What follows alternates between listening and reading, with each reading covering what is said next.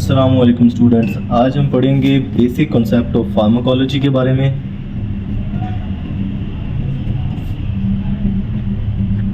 Of pharmacology कि pharmacology क्या है, कितनी उसकी टाइप्स हैं और उसके अंदर सब डिवीजन्स, सब क्लासिफिकेशन क्या है, उसके बारे में आज हम डिटेल में पढ़ेंगे। सबसे पहले हम देख लेते हैं फार्माकोलॉजी क्या चीज़ है। Pharmacology the study of substances that interact with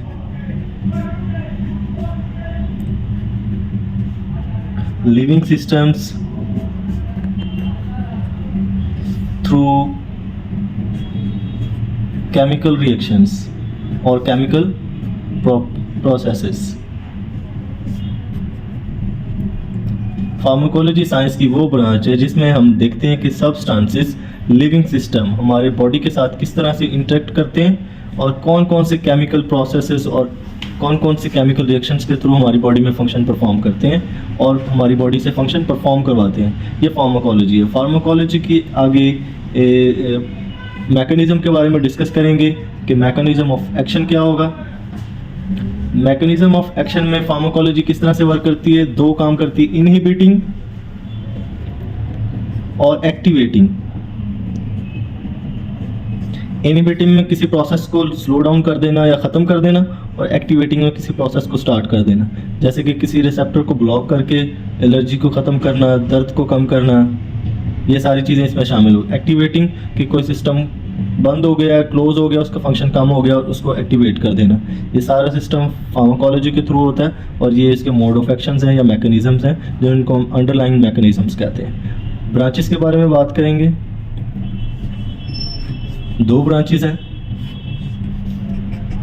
pharmacokinetics और फार्माकोडायनामिक्स। इस ब्रांच में हम देखेंगे कि बॉडी ड्रग के साथ क्या अमल करती है और फार्माकोडायनामिक्स में हम देखेंगे कि ड्रग बॉडी में जाने के बाद बॉडी के साथ क्या करती है। फार्माकोकाइनेटिक्स में हम देखेंगे कि बॉडी के अंदर जब हम ड्रग इंड्यूस करते हैं तो वो किस तरह से अब्जॉर्ब होती है, डिस्ट्रीब्यूट, मेटाबोलाइज और उसके बाद एक्सक्रीट। और इसी तरह से दूसरे मैकेनिज्म फार्माकोडायनामिक्स में हम देखेंगे कि ड्रग जब बॉडी में जाती है तो कौन सा अमल करके वो फीवर को कम करती है, वो दर्द को कम करती है, उसके पीछे क्या मैकेनिज्म होता है वो हम फार्माकोडायनामिक्स में देखेंगे। हम डिस्कस कर रहे थे फार्माकोकाइनेटिक्स के बारे में। Before discussing the pharmacokinetics it is important to understand about the route of drug administration. कि फार्माकोकाइनेटिक्स को समझने से पहले हमें उसके रूट ऑफ ड्रग एडमिनिस्ट्रेशन कि किस किस ज़रिए से हम दवाई को जिस्म के अंदर दाखिल करते हैं उनके बारे में समझना ज़रूरी है। पहला रूट है रूट ऑफ ड्रग एडमिनिस्ट्रेशन में enteral route of drug administration.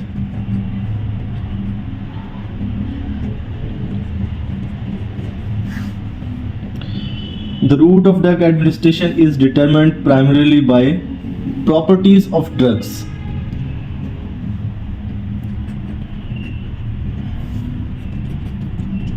Drug की प्रॉपर्टीज हमें बताएंगी कि ड्रग को हमने किस तरह से इस्तेमाल करना है, किस तरीके से इस्तेमाल करना है और उसका मैकेनिज्म ऑफ एक्शन क्या होगा, वो अंदर जाके बॉडी के अंदर कौन सा प्रोसेस करेगी, किस तरह से वो आपको फ़ायदा पहुंचाएगी।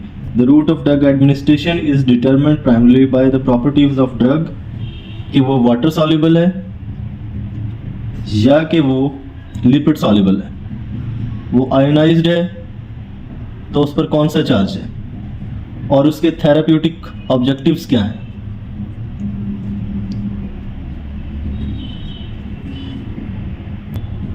हम बात कर रहे हैं major routes of drug administration के बारे में और उसमें सबसे पहला है एंटीरल, सेकंड है पेरेंटल, थर्ड है अदर्स जिसमें कि इनहेलेशन, इंट्रानेजल और ट्रॉपिकल। सबसे पहले बात करेंगे एंट्रल के बारे में। एंट्रल जिसको हम ऑरल भी कह सकते हैं, मुंह के ज़रिए जो दवाइयाँ हम शामिल करते हैं वो enteral route of drug administration के अंदर आती हैं। पेरेंटल में जो इंजेक्शंस हम इस्तेमाल करते हैं वो इंजेक्शन में वो आईएम भी हो सकते हैं, वो इंटरवेनस भी हो सकते हैं, वो सबकुटेनियस भी हो सकते हैं, वो इंटरडर्मल भी हो सकते हैं। ये सारी इंजेक्शंस की जो फॉर्म्स हैं वो parenteral drug route of administration के अंदर आएगा। और अदर्स में हम देखेंगे इनहेलेशन, जो दवाइयाँ हम सांस के ज़रिए जिस्म में दाखिल करते हैं फ़ायदा पहुंचाने के लिए, मोस्टली रेस्पिरेटरी ड्रग्स जो कि सांस की बहाली के लिए इस्तेमाल की जाती हैं वो इस कैटेगरी के अंदर आएंगी। इंटरनेज़ल भी वही चीज़ें हैं जो नेज़ल कॉन्जेशन और उसके लिए डायरेक्ट हम नोज़ के ज़रिए इस्तेमाल करते हैं। ट्रॉपिकल में जो हम स्किन के ऊपर अप्लाई करते हैं वो सारी चीज़ें इसके अंदर आएंगी। अब हम इन रूट ऑफ ड्रग एडमिनिस्ट्रेशंस को डिटेल में पढ़ेंगे कि इंट्रल रूट के अंदर कौन कौन सी चीज़ें आ सकती हैं और इंट्रल के अंदर कौन कौन सी आ सकती हैं और अदर्स के अंदर कौन कौन सी चीज़ें शामिल हैं और किस तरह से वो हमें फ़ायदा पहुंचाती हैं। सबसे पहले हम डिस्कस करेंगे enteral route of drug administration के बारे में। एंट्रल में का जहाँ तक ताल्लुक है तो एंट्रल के बारे में बात करेंगे तो उसमें सबसे पहले आएगा ऑरल सबलिंगुअल।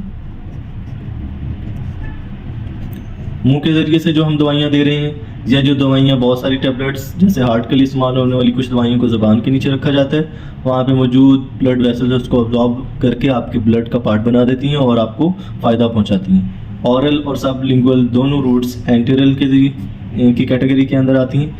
ये most common route of drug administration है। The most common route of drug administration in which drug is given through mouth, जिसके अंदर क्या क्या चीज़ें हो सकती हैं, टैबलेट्स हो सकती हैं, सिरप हो सकते हैं, कैप्सूल्स हो सकते हैं, ये सारी चीज़ें हम मुंह के ज़रिए से दे सकते हैं। Giving drug by mouth is called oral route और हम इस रूट को ऑरल रूट कह रहे होते हैं। एडवांटेजेस और डिसएडवांटेजेस के बारे में बात करेंगे।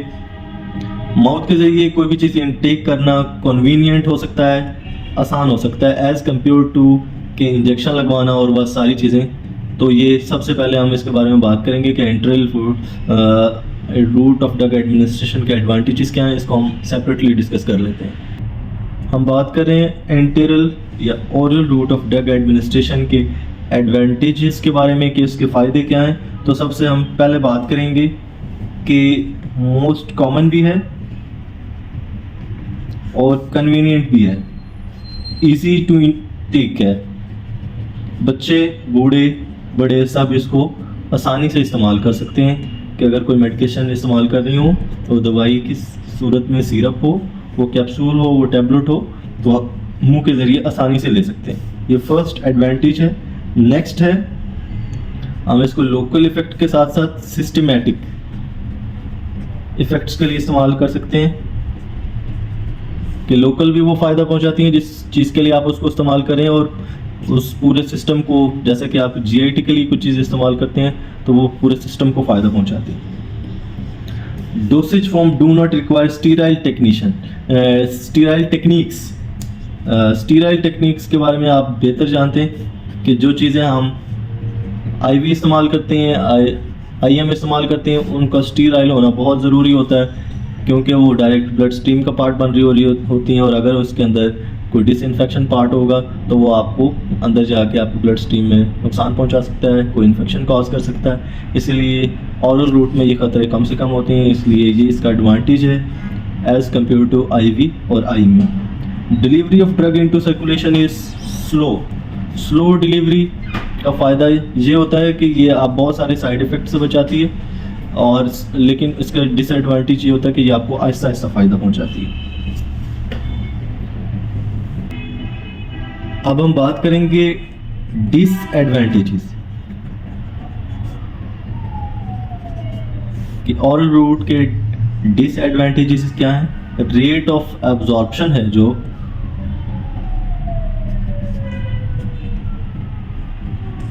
वो as compared to IV IM थोड़ा कम होगी, या हम इसको वेरिएबल कह सकते हैं कि डिफरेंट ड्रग्स के लिए डिफरेंट होगी। इरिटेशन ऑफ म्यूकोजा कह सकते हैं, म्यूकोजल सरफेस कह सकते हैं कि म्यूकोजा इंटरनल लाइनिंग है मुंह के अंदर, इसोफिगस के अंदर, उस लाइनिंग को ये नुकसान पहुंचा सकती है, उसमें इरिटेशन कॉज कर सकती है। ऑरल रूट के ज़रिए जो आप दवाई ले रहे हैं, सबके लिए नहीं हो सकता, लेकिन कुछ ड्रग्स ऐसी हैं जो इस कैटेगरी में आ सकती हैं। इसके अलावा नेक्स्ट इसका डिसएडवांटेज ये है कि इसको हेपेटिक मेटाबॉलिज्म से गुजरना होता है अपने साइट ऑफ एक्शन तक पहुंचने के लिए, तो इसमें बहुत सारा टाइम दरकार होता है, जिसकी वजह से इसका इफेक्ट डिले हो रहा था। तो ये स्लोली आपको फ़ायदा पहुंचाती है, इसलिए ये कि एमरजेंसी की सिचुएशन में फ़ायदेमंद नहीं है। नेक्स्ट है कि 100% फ़ायदा नहीं पहुंचता। बहुत सी ड्रग्स ऑरल रूट के ज़रिए डिस्ट्रॉय हो जाती हैं और कम मिकदार में जिस्म का हिस्सा बनती हैं और कम फ़ायदा पहुंचाती हैं। इंसुलिन, पिट्यूटरी हार्मोन्स और बहुत सारी इस तरह की चीज़ें, एंजाइम्स, हार्मोन्स और गैस्ट्रिक एसिड बहुत सारी दवाइयों को नुकसान पहुंचाते हैं, जिसकी वजह से वो उस तरह से फ़ायदा नहीं पहुंचा सकते जिस तरह के उनको पहुंचाना चाहिए। ऑरल रूट के बाद हम बात करेंगे सब लिंगुअल रूट के बारे में। जैसे कि हम पहले डिस्कस कर चुके हैं कि सब लिंगुअल रूट कहते हैं वो दवाइयाँ जो ज़ुबान के नीचे रखते हैं। Placement of drug under the tongue is called sublingual. It allow a drug to diffuse into the capillary network and therefore to enter systematic circulation directly. ज़ुबान के नीचे आप देखेंगे बहुत सारी कैपिलरीज मौजूद होती हैं। जो दवाई हम ज़ुबान के नीचे रखते हैं वो पिघलने और घुलने के बाद उन कैपिलरीज के ज़रिए आपकी ब्लड स्ट्रीम का हिस्सा बन जाती है और उसका हिस्सा बनने के बाद आपकी सर्कुलेशन में चली जाती है और जो आप उससे फ़ायदा हासिल करना चाह रही थी आपको वो मुमकिन फ़ायदा पहुँचाती है।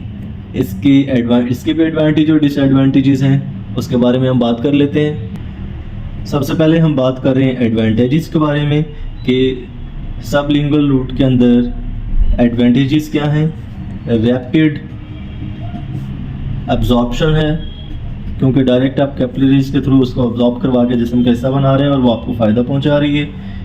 अगर आप उसको स्पिट आउट कर देते हैं तो उसका इफ़ेक्ट ख़त्म हो जाएगा, कि अगर आप गोली को निकाल देते हैं, मुँह से बाहर फेंक देते हैं तो उसका ख़त्म हो जाएगा इफ़ेक्ट, अगर आप उसको नहीं लेना चाह रहे हैं। तो ये भी इसका फ़ायदा है। लो इंसिडेंट ऑफ इन्फेक्शन ये होता है, क्योंकि आप ऑरल रूट के थ्रू ले रहे हैं, आईवी में इन्फेक्शन के चांसेस ज़्यादा हो सकते हैं। और इसके अंदर आपका टाइम कम खर्च होगा, क्योंकि आपको जो मेटाबॉलिज्म है उससे नहीं गुजरना पड़ रहा है, वो बाईपास हो रहा है, इसलिए आपका जो टाइम है वो कम लगेगा और जल्दी से दवाई अब्जॉर्ब होकर आपको फ़ायदा पहुंचाएगी। डिसएडवांटेजेस की बात करें तो डिसएडवांटेजेस के अंदर क्या है कि डिस्कम्फर्ट है। अगर आपको ये दवाई बार बार लेना पड़ रही है तो आप इसको डिस्कम्फर्ट फील करेंगे, फ्रीक्वेंट यूज़ नहीं कर सकते हैं, और इरिटेशन ऑफ म्यूकोजा बार बार इस्तेमाल करने पर।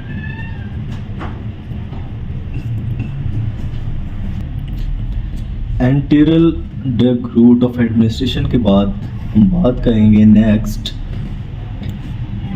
पेरेंटरल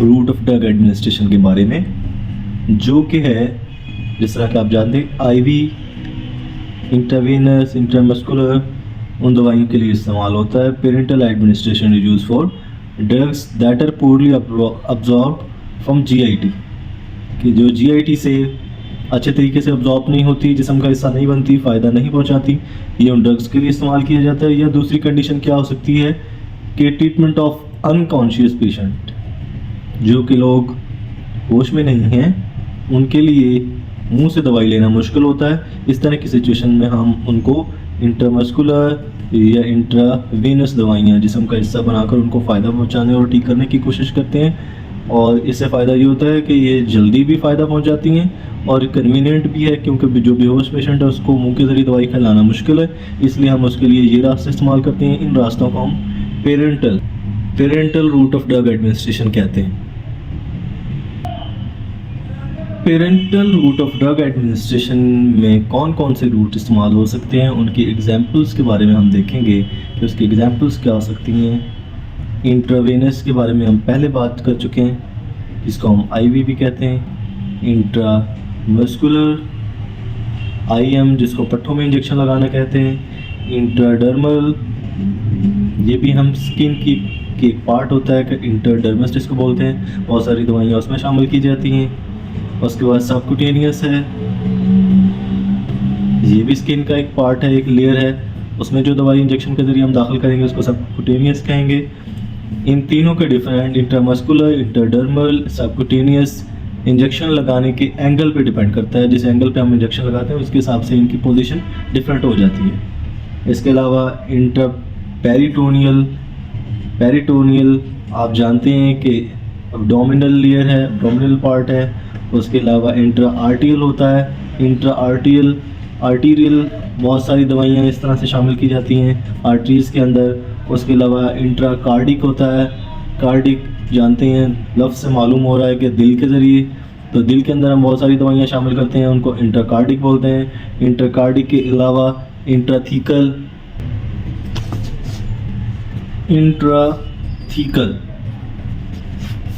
मोहरों के दरमियान स्पाइनल कैनाल के अंदर हम इंजेक्शन लगाते हैं, उसको इंट्राथीकल बोलते हैं। इंट्रा आर्टिक्यूलर जॉइंट्स के अंदर इंजेक्शन लगाते हैं, इसको इंट्रा आर्टिकुलर बोलते हैं। इसके अलावा इंट्रा बोन मैरो के अंदर इंजेक्शंस लगाए जाते हैं बहुत सारी ब्लड डिजीज़ के लिए, जिस तरह के थैलेसीमिया, हेमोफीलिया, इस तरह की डिजीज़ के लिए, तो इसको IPW बोलते हैं। IPW ये वो सारे ड्रग रूट ऑफ एडमिनिस्ट्रेशन हैं जो कि पेरेंटल रूट के अंदर आते हैं, जिसके ज़रिए हम मोस्टली उसके अंदर हम इंजेक्शन के ज़रिए, सुई के ज़रिए से दवाई दाखिल कर रहे होते हैं, और वो दवाई as compared to oral route जल्दी फ़ायदा पहुंचाने वाली होती है।